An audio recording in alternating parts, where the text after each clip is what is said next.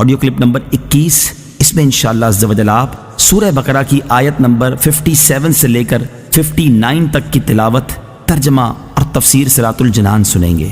بسم اللہ الرحمن الرحیم۔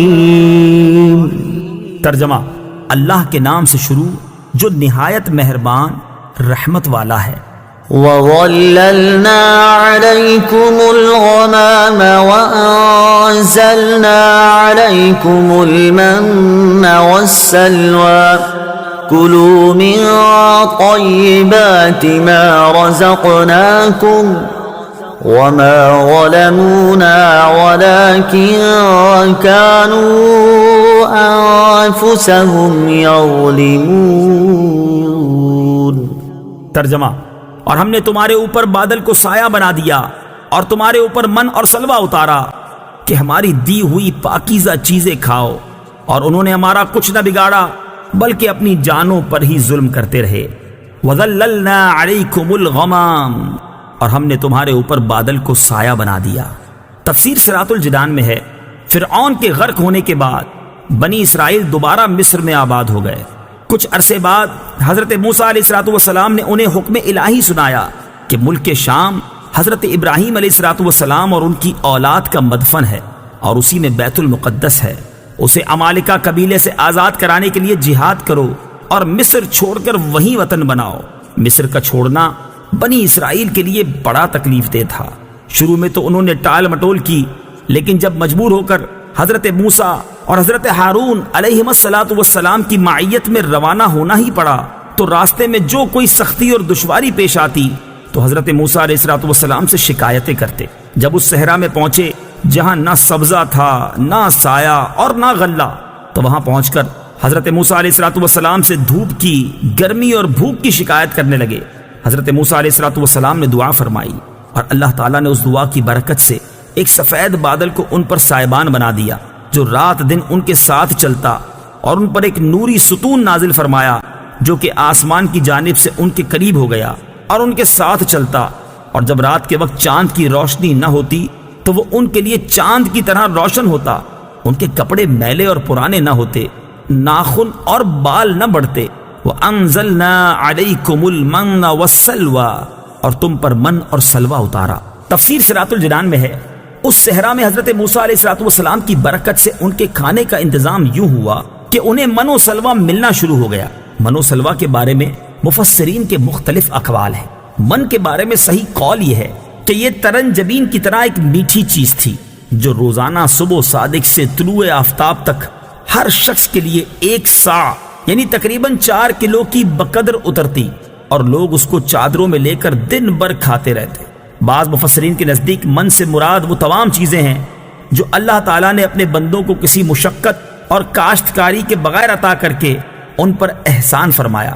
سلوہ کے بارے میں صحیح قول یہ ہے کہ یہ ایک چھوٹا پرندہ تھا، اور اس کے بارے میں قول یہ ہے کہ یہ پرندہ بھنا ہوا بنی اسرائیل کے پاس آتا تھا، اور ایک قول یہ ہے کہ جنوبی ہوا اس پرندے کو لاتی اور بنی اسرائیل اس کا شکار کر کے کھاتے۔ یہ دونوں چیزیں ہفتے کو بالکل نہ آتی، باقی ہر روز پہنچتی۔ جمعے کو دگنی آتی، اور حکم یہ تھا کہ جمعے کو ہفتے کے لیے بھی جمع کر لو، مگر 1 دن سے زیادہ کا جمع نہ کرو۔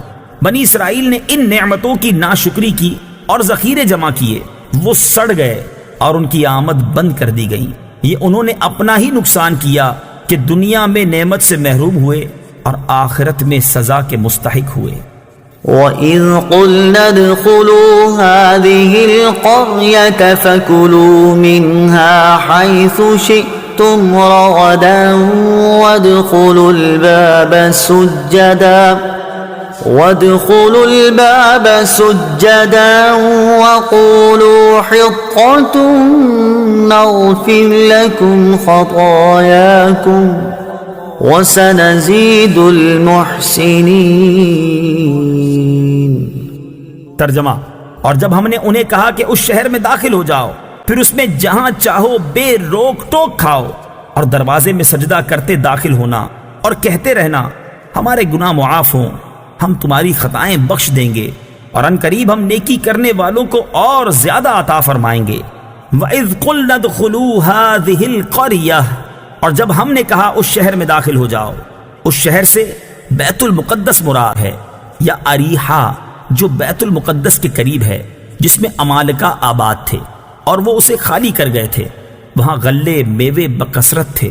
اس بستی کے دروازے میں داخل ہونے کا فرمایا گیا، اور یہ دروازہ ان کے لیے کعبے کی طرح تھا، اور اس میں داخل ہونا اور اس کی طرف سجدہ کرنا گناہوں کی معافی کا سبب تھا۔ بنی اسرائیل کو حکم یہ تھا کہ دروازے میں سجدہ کرتے ہوئے داخل ہوں اور زبان سے حطۃ کہتے جائیں۔ یہ کلمہ استغفار تھا۔ انہوں نے دونوں حکموں کی مخالفت کی اور سجدہ کرتے ہوئے داخل ہونے کے بجائے سرینوں کے بل گھسٹتے ہوئے داخل ہوئے، اور توبہ و استغفار کا کلمہ پڑھنے کی بجائے مذاق کے طور پر حبۃ فی شعرہ کہنے لگے، جس کا معنی تھا بال میں دانا۔ اس مذاق اور نافرمانی کی سزا میں ان پر طاعون مسلط کیا گیا، جس سے ہزاروں اسرائیلی ہلاک ہو گئے۔ فبدل الذين ظلموا قولا غير الذي قيل لهم فأنزلنا على الذين ظلموا رجزا من السماء بما كانوا يفسقون۔ ترجمہ: پھر ان ظالموں نے جو ان سے کہا گیا تھا اسے ایک دوسری بات سے بدل دیا، تو ہم نے آسمان سے ان ظالموں پر عذاب نازل کر دیا کیونکہ یہ نافرمانی کرتے رہے تھے۔ فَأَنزَلْنَا عَلَى الَّذِينَ ظَلَمُوا رِجْزًا مِّنَ السَّمَاءِ، تو ہم نے آسمان سے ان ظالموں پر عذاب نازل کر دیا۔ تفسیر صراط الجنان میں ہے، بنی اسرائیل پر طاعون کا عذاب مسلط کیا گیا، اور اس کی وجہ سے ایک ساعت میں ان کے 70,000 افراد ہلاک ہو گئے تھے۔ حضرت اسامہ رضی اللہ تعالی عنہ سے روایت ہے، حضور اقدس صلی اللہ تعالی علیہ وسلم نے ارشاد فرمایا، بے شک یہ طاعون ایک عذاب ہے جسے تم سے پہلے لوگوں پر مسلط کیا گیا تھا، لہٰذا جب کسی جگہ طاعون ہو اور تم وہاں موجود ہو تو تم طاعون سے بھاگ کر وہاں سے نہ نکلو، اور جب کسی جگہ طاعون ہو تو تم وہاں نہ جاؤ۔